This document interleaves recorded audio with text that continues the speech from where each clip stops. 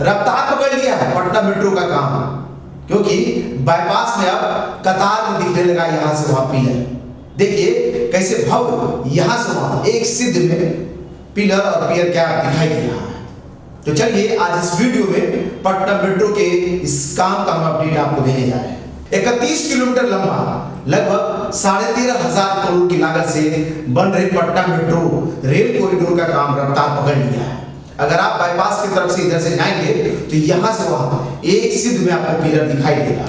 कहीं पर तो पियर क्या बन गए हैं, तो कई जगह पे पियर और पियर का काम चल रहा है, तो कहीं अभी भी पाइलिंग का काम चल रहा है।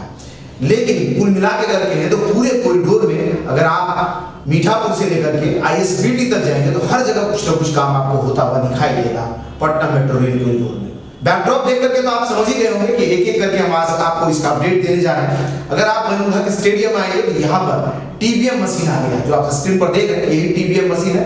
और इसके जरिए होता क्या है, TBM मशीन के जरिए टनल बनाया जाता है और ये एक ऐसा मशीन है जिसका बेस बना करके एक बार जमीन के नीचे स्टेबल किया जाता है तो ये मशीन खुद ब खुद आगे बढ़ता है घूमते हुए और मिट्टियों को काट करके निकालता जाता है और टनल का निर्माण करते हुए आगे बढ़ता है।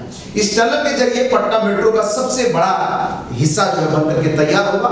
वहीं अगर आप ISBT से लेकर के यहाँ मलाई पकड़ी तक आएंगे तो यहाँ पर जो है एलिवेटेड कॉरिडोर इसका बनेगा और मलाई पकड़ी के बाद इसका यह कॉरिडोर अंडरग्राउंड हो जाएगा और सीधा अंडरग्राउंड होते हुए आपको दानापुर तक की यात्रा करवाएगा। आने वाले समय में सीधा ISBT से राजेंद्र नगर टर्मिनल, राजेंद्र नगर टर्मिनल से फिर गांधी मैदान के बाद फिर से पटना जंक्शन के बाद दानापुर तक की यात्रा को करवाएगा। आपको समझ लीजिए इस कॉरिडोर में अगर एक एक करके बात करें तो कौन कौन सा स्टेशन होगा, चलिए सबसे पहले आपको हम बता देते हैं।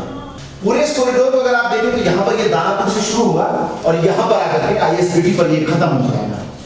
अगर ये दानापुर से आप चलना शुरू करें तो सबसे पहला स्टेशन दानापुर, दूसरे बाद देखिए सगुना मोड़, फिर RPS मोड़, पाटलिपुत्रा के बाद ये ब्लू हो जाता है, यानी पाटलिपुत्रा और रुकनपुरा के बीच यह एलिवेटेड से अंडरग्राउंड हो जाएगा।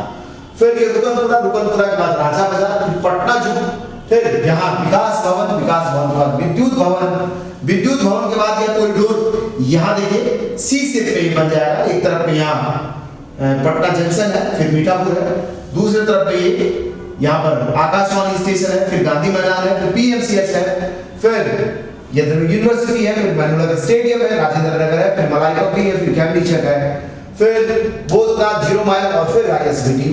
और इधर में ये जो कॉरिडोर इधर से आकर के मिलता है जगनपुरा, रामकृष्ण नगर, फिर मीठापुर, फिर यहाँ के बाद एक और स्टेशन इस बीच में है।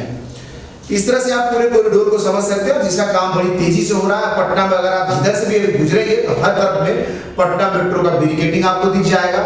हर क्षेत्र में कहीं ना कहीं कुछ ना कुछ काम होता हुआ आपको दिखाई देगा।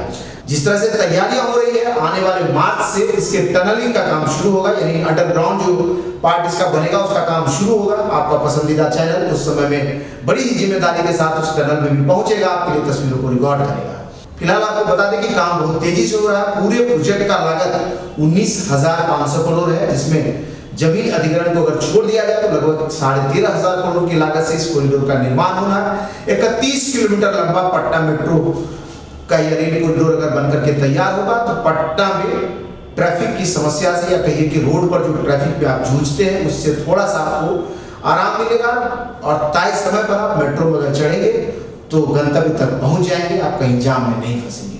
और पटना भी अन्य शहरों की तरह एक मेट्रो कॉरिडोर वाला शहर की श्रेणी में शामिल हो जाएगा और पटना वासियों को पटना मेट्रो की सौगात मिल जाएगा। जैसे जैसे इसका काम आगे बढ़ेगा उसके वीडियोस के साथ आपके साथ हम जुड़ते रहेंगे। फिलहाल अभी के लिए बस इतना ही, फिर होगी मुलाकात किसी नए अपडेट के साथ। धन्यवाद।